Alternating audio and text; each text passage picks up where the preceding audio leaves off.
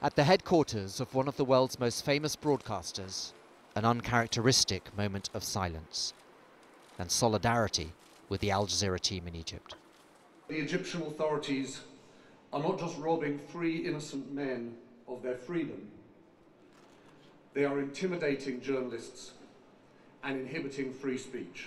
The BBC and other British news organisations are sending a letter to the Egyptian president asking him to intervene.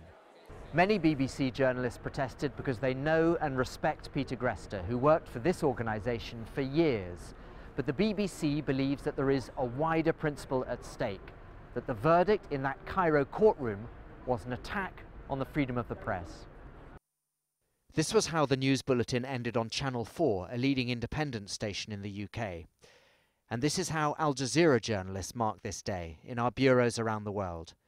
In Baghdad, in Peter Greste's base Nairobi, and in our Doha headquarters. But how much impact will all this have in Egypt, where state-controlled media says foreigners should not interfere with their country's legal process? There is a crackdown on freedom of expression in the country that is being cheered on by large swathes of the public. That is the most dangerous thing, because the authorities feel that they can get away with it because they have a fair degree of popular backing for this.